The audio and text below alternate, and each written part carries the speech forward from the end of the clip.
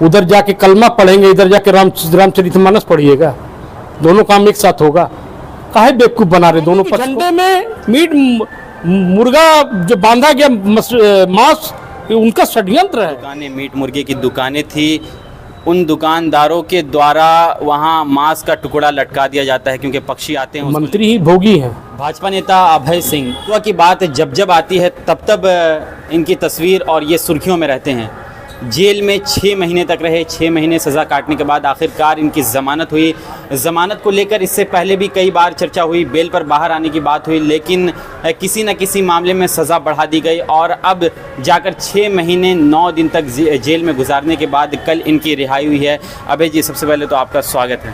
Thank you, thank you. क्या कहना चाहेंगे, 6 महीने जेल में कैसी गुजरी, वो सबसे पहले आप बताइए।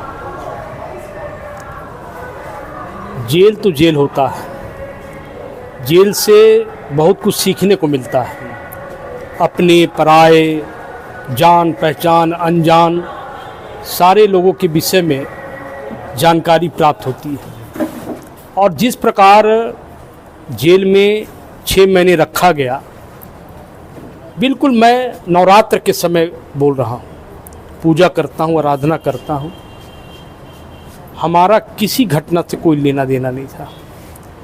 एक राजनीतिक षड्यंत्र के तहत सरकार, स्थानीय मंत्री और पुलिस प्रशासन के कुछ वरीय लोग, मैं सारे पुलिस को दोषी नहीं दूंगा, नीचे स्तर के लोग बहुत कोऑपरेट किए।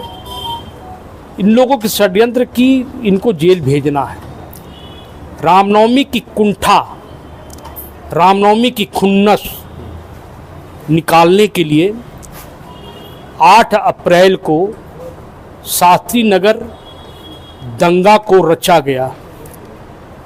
ये बिल्कुल डेवलप किया गया, क्योंकि अगर डेवलप हम इसलिए कहना चाहते हैं जमशेदपुर की जनता को कि अब आप सोचिए कितना बड़ा हादसा हो गया।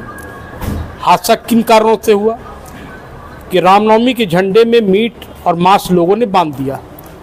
तो किसने बांधा? हिंदू ने बांधा कि मुसलमान ने बांधा? कौन से ऐसे शख्स जो बांधा है?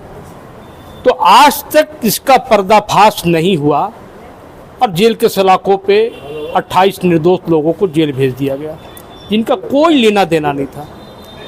सबसे बड़ी बात यह है कि जिस क्षेत्र में स्थानीय मंत्री हैं, वो मंत्री का क्षेत्र है। अब मंत्री जी इस पे कोई पर्दाफाश नहीं किए, सवाल नहीं किए, जवाब नहीं किए, उत्तर नहीं किए। उनका क्षेत्र जल रहा था, उनका थाना क्षेत्र जल रहा था, उनके घर के 1 किलोमीटर के अंदर जला, इतने लोग गिरफ्तारी हुए, मंत्री जी चुप हो गए। वही हाल में आपने देखा कि दुर्गा पूजा का कोई बेदी जो टूट गया था, हम अखबार पढ़े जेल के अंदर, तो हमने कहा ये नौटंकी बन्ना गुप्ता का है। लोगों ने कहा वहां अंदर में बंदी लोग कि कैसे।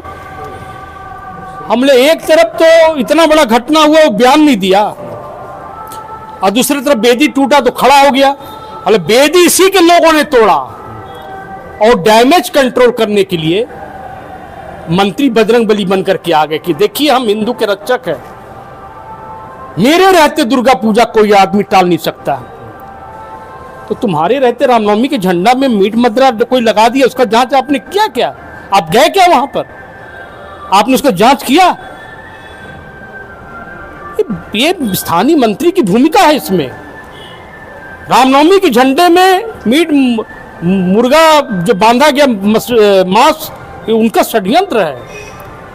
ये रचा गया गिरफ्तार करने के लिए कि रामनवमी का खुन्नस कुंठा, क्योंकि रामनवमी के झंडा उनके घर के बगल के लोगों ने भी नहीं माना। बोला जब तक टेलर और डीजे नहीं छूटेगा तब तक हम झंडा नहीं निकालेंगे। मंत्री जी टाटा फिस हो गए, खुन्नस है रामनवमी का। लेकिन मैं जमशेदपुर की जनता को ये विश्वास दिलाना चाहता हूं कि हिंदुत्व के मुद्दे पर ना तो हम कभी पीछे हटेंगे और ना कभी पीछे हटे थे, और ना मेरा परिवार कभी पीछे हटेगा। जितने बार जेल भेजना भेज दो, इससे हमें कोई दिक्कत नहीं। मांस के टुकड़े की बात आपने की, पुलिस अधीक्षक उस वक्त प्रभात कुमार थे, उनका एक बयान, ऑफिशियल बयान आता है, तमाम प्लेटफॉर्म पर देखा जाता है। वो कहते हैं कि वहाँ पर जो दुकानें, मीट मुर्गे की दुकानें थी, उन दुकानदारों के द्वारा वहाँ मांस का टुकड़ा लटका दिया जाता है, क्योंकि पक्षी आते हैं उसको लेके चले जाते हैं, नीचे फेंकने के बाद कुत्ते वगैरह आते हैं जिसको नोच नाच करते हैं, जिस वजह से ये बयान ऑफिशियल प्रभात कुमार का आया था। सारा विवाद का तो जड़ वही है। उन्होंने 18 मार्च को शांति समिति की बैठक में, जबकि रामनवमी शांति से गुजर रहा था, उन्होंने कहा कि अगर कोई लोगों ने डीजे और उसके बात नहीं माना तो मैं ऐसा सबक सिखाऊंगा कि इतिहास बन जाएगा। तो इतिहास तो बना दिया आप, रामनवमी का झंडा आपने रुकवा दिया। पुलिस प्रशासन का काम होता है कि पूजा समिति को बुलाकर उनकी भावना का कद्र करना, उनकी भावनाओं को सुनना। अब आप अचानक फरमान जारी कर देंगे तो कैसे चलेगा? आप नोटिफिकेशन निकाल दो कि झारखंड के अंदर में चाहे कारपोरेट घराना हो, चाहे अमीर हो, गरीब हो, इस नियम को मानना पड़ेगा। सरकार नोटिफिकेशन निकाल देगी तो लोग बात मानेंगे। अब आप अचानक हजारीबाग में कोई नियम, कोडरमा में कोई नियम, रांची का जिला प्रशासन अलग नियम और जमशेदपुर का जिला प्रशासन अलग नियम, ये नियम कैसे चलेगा? नियम बनाना तो पूरे राज्य का नियम बनाइए। नियम बनाना तो सरकार को पहले से 6 महीना पहले से इम्प्लीमेंट करना होगा। अब टेलर सजा लो, टेलर को आप कब्जा कर लो। ऐसा रामनवमी में कभी जमशेदपुर की जनता ने नहीं देखा। केवल हमारे हिंदू धर्म में आपको सब कुछ निकलता है। और शांति समिति की बैठक में लोगों को उन्होंने धमकी दिया, ये कहाँ का जायज़ है भाई?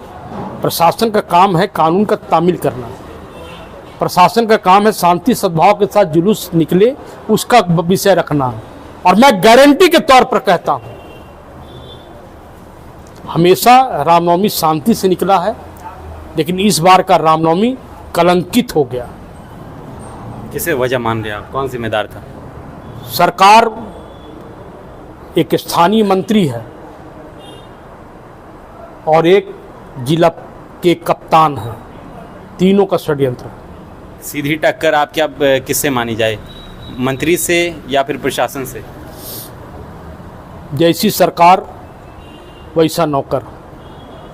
तो मंत्री ही भोगी हैं, उनको केवल वोटे बैंक दिख रहा है और कुछ नहीं दिख रहा है। वो वोट बैंक की राजनीति कर रहे हैं। उधर जाके कलमा पढ़ेंगे, इधर जाके रामचरितमानस पढ़िएगा, दोनों काम एक साथ होगा। काहे बेवकूफ़ बना रहे दोनों पक्ष को? हाँ, दोनों को बेवकूफ़ बना रहे हैं। क्या माना जाए, अब 6 महीने के बाद अभय जी बाहर आए हैं तो क्या रणनीति होगी अब?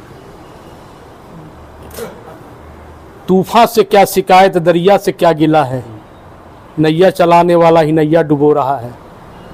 हम यही कहना चाहते हैं कि परवाह नहीं है कि जमाना खिलाफ है, हम वही रास्ता चलेंगे जो सुथरा और साफ है।